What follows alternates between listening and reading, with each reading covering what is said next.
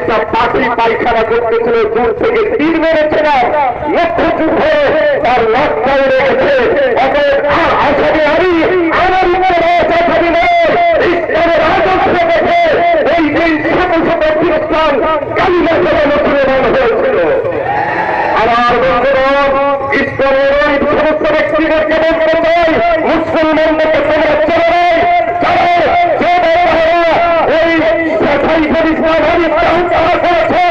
ওই হত্যাকারীকে সরকার করে তাকে যদি অনবিলম্বে ফাঁসিকাষ্ঠে তুলে দেওয়া হয়, হেফাজতে ইসলাম বাংলাদেশ ইসলামের আন্দোলন করে তাকে ফাঁসিকাষ্ঠে তুলে দেয়, ব্যবস্থা করেই ছাড়বে, করেই ছাড়বে, করেই ছাড়বে ইনশাআল্লাহ। এই পর্যায়ে গুরুত্বপূর্ণ বক্তব্য নিয়েছেন যশোর জেলা হেফাজতে ইসলামের সিনিয়র সভাপতি হযরত মাওলানা আব্দুল মান্নান।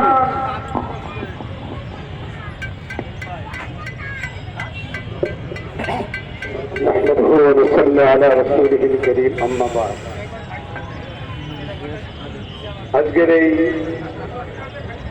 প্রতিবাদ এবং ইসকনের সংগঠনকে নিষিদ্ধকরণের আয়োজনে হযরত উলামায়ে কেরাম এবং শহীদ জনতা,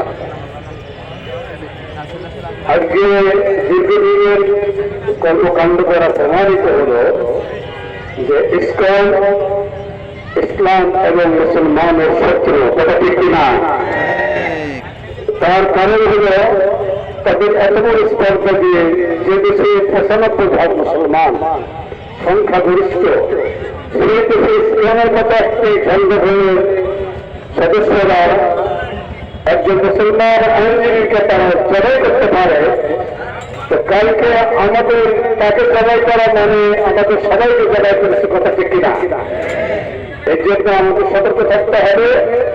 আর এটা দেশের থেকে যদি তার